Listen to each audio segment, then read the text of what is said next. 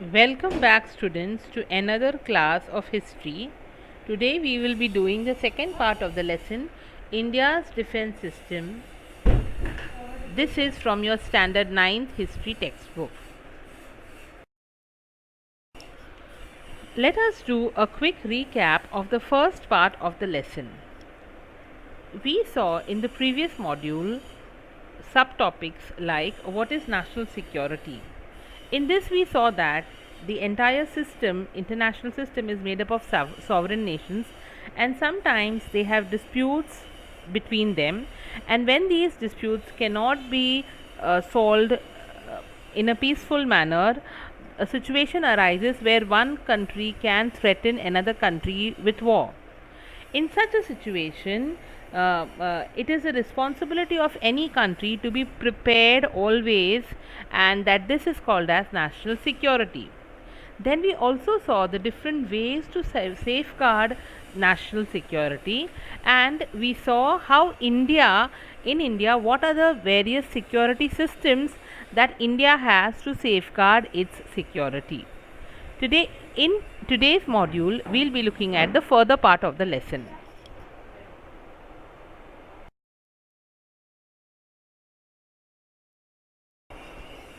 In today's module, we'll be seeing at the different subtopics like the paramilitary forces, home guards, challenges to India's security, human security, and the challenges to human security.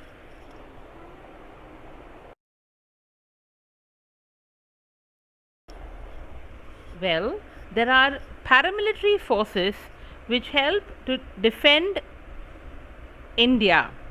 They are neither completely military forces nor completely civil forces. That means that they are neither given the entire training of the proper army, navy, or air force, but yet they are civilians who are given some sort of training, and they are called as paramilitary forces.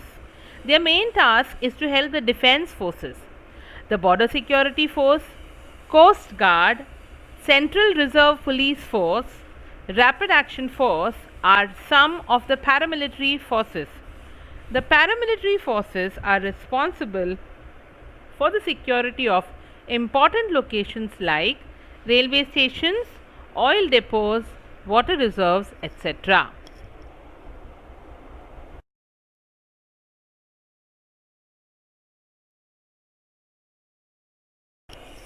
The paramilitary forces play many different roles in helping the defense forces in safeguarding India. One such role is the management of disasters, whether natural or man-made. The responsibility of protecting the country's international borders during peacetime also rests with the paramilitary forces.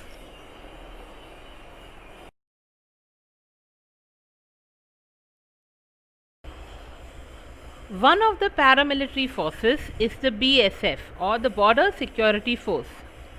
It performs tasks like creating a sense of security in the minds of people who live in the areas near the border. So the BSF works especially in border areas where it tries to help the people living there by creating a sense of security.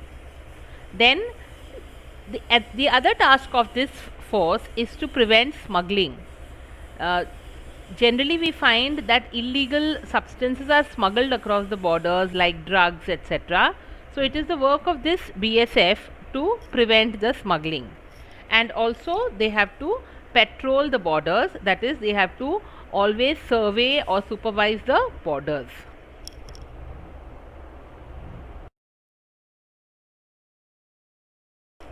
The next paramilitary force are the CG, or the Coast Guard. Their work is to protect India's oceanic borders.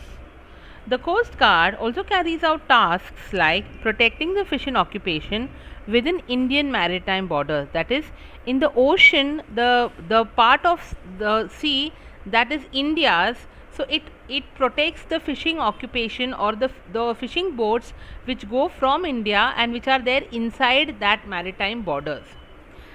Similarly, it also prevents smuggling across the sea routes, like the BSF does on the land routes in the land borders.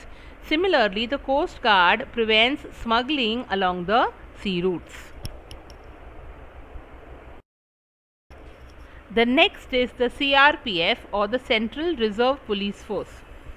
This force helps the administration in various states to maintain law and order. So these are those police personnel who help who help maintain the law and order along with the various police people or the police officers who are there in the states, especially during times like curfew and riots. It is they who help the police forces in maintaining the law and order in the states. Next, we move on to the RAF, or the Rapid Action Force. This force performs the task of bringing people's lives to normalcy by moving in quickly in incidents of threat to national security, such as bomb blasts or riots. Now, this Rapid Action Force does the job of entering into the scene quickly after any incident has happened and tries to bring the normalcy in the people's life. People who have been troubled because of the threat, these RAF people, they try to come and bring normalcy in the lives of the people. The NCC, or the National Cadet Corps, has been established with the purpose of instilling among the students love for discipline and military training. It is generally operated in the higher secondary schools and colleges. Boys and girls students from schools and colleges can join the NCC.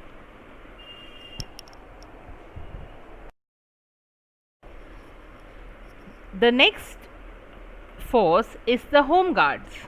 This organization was established in the pre-independence period. Citizens can join the Home Guard and assist in the defense of the country. Any citizen, man or woman, between the ages of 20 to 35 years can join the Home Guards. This force has the following tasks: maintaining public security, supply of milk, water and other essential services during riots or strikes, regulating traffic, helping people at the time of natural disasters like floods, earthquakes, etc. Now we have seen all the defense forces, namely the Army, the Navy, the Air Force and the other paramilitary forces which defend the country. So let us now move our attention towards the challenges that India faces in terms of security. The neighboring countries have always been a big problem, and hence right from the time of independence, Pakistan and China have tried to threaten India's national security. India and Pakistan have had several disputes and regarding the Kashmir issue, disputes over river water sharing, the problem of infiltration, that is forcefully coming and occupying the territories, then disputes over the borderland. So all these problems have constantly created tensions between India and Pakistan. India has continually tried to solve these issues through discussions and negotiations, that is through peaceful interventions. Let us now look at the situation between India and China. Both the countries, India and China, are important countries in Asia. In 1962, however, we had to go to a war with China. And even now, China is trying to establish its own hegemony, that is, its own influence. And because of this, there are tensions in the Sino-Indian relations. There is also a dispute between India and China over their borders. These are the external threats that we have seen till now. Let us now look at what are the threats that India faces in the internal part. India's security is not only threatened by outside powers but also from within. It is not just the difference between external security and internal security that is important anymore. There are many factors like religion, regionalism, several rebellious movements based on ideologies, based on things that people believe in, race, ethnicity, and economic inequality that are creating instability in India. For example, the Naxalite movement is a threat to India's internal security. The next large challenge that India faces is the biggest one, which is terrorism. Terrorism is also a global problem, and India is trying to make efforts to end terrorism.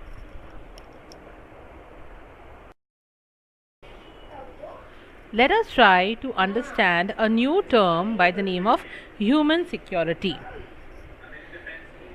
So, what is human security? In the post-Cold War period, the concept of national security changed and became broader. National security is not just the security of the country, but also of the people living in it, because security is ultimately for the people. So when we talk of national security, it is not only about the borders, and it is not only about the problems that are there near the borders and all, but it is also about human security. Hence, human security refers to human-centric security or human-centric thinking. In human security, it is expected that human beings should be protected from all sorts of dangers, and they should be given the opportunity of education, health, and development. So, in human security, the government has to see that not only its citizens are protected from all sorts of dangers, but they should also be given the opportunities of education, health, and development. The concept of human security also includes the idea that a conducive environment, that means a favorable, a good environment, should be created for everybody to live a respectable life by overcoming illiteracy, poverty, superstition, backwardness, etc. So, efforts must be done to provide a conducive or a supportive environment where all can live a respectable life by overcoming the various problems that are there. Human security also necessitates the protection of the rights of minorities and weaker sections. So again we find here that human security is not only dealing with the general public, but also specifically the problems or the rights of the minorities and the weaker sections who are there in the society. Their problems are also dealt with in human security. Let us now try to understand what are the challenges to this human security. The biggest challenge to human security is that of terrorism.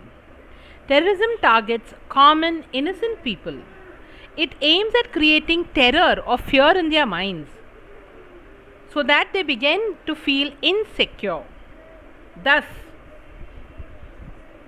in order to protect human security, it is very important to put an end to this terrorism. The second challenge to human security is pollution and the other changes in the environment which have threatened human life. Diseases like AIDS, chikungunya, swine flu, Ebola, and the recent novel coronavirus have all presented a big challenge. Protecting human beings from such diseases is also a part of human security and thereby national security.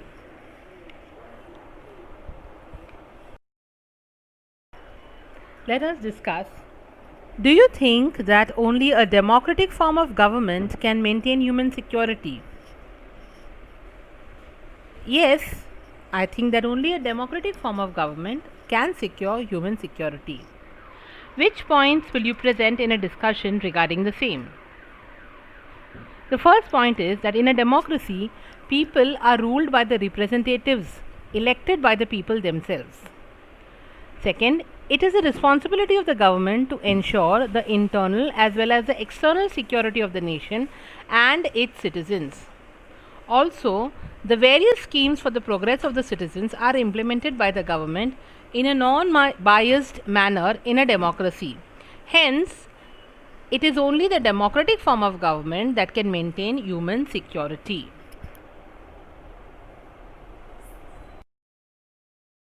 What efforts could be made at the level of the family for ensuring human security? The following efforts could be made at the family level for ensuring human security. Ensuring that every member of the family is educated and gets opportunities for his or her development.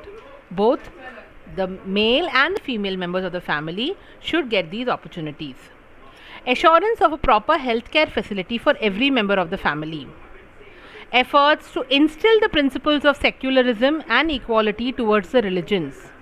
Also, efforts to ensure good health of every member of the family and that the environment we live in is safe.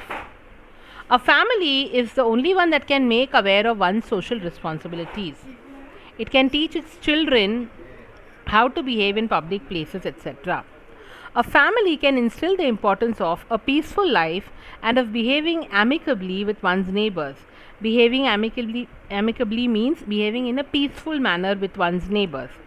If such efforts are made at the level of the family for ensuring human security, then the entire society will be peaceful.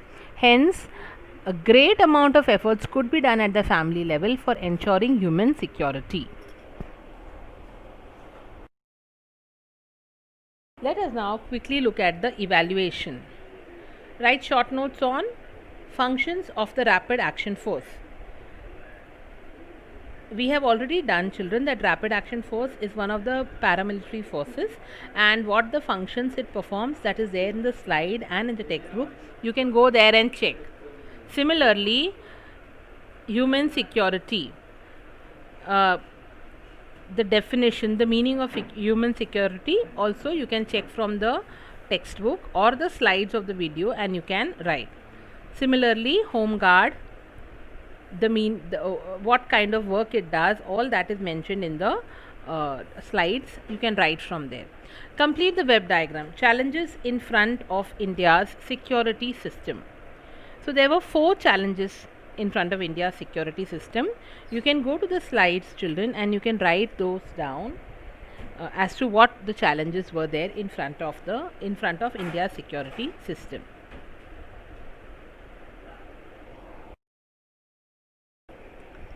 I hope that you have understood the lesson through the video. Thank you, students. Happy learning.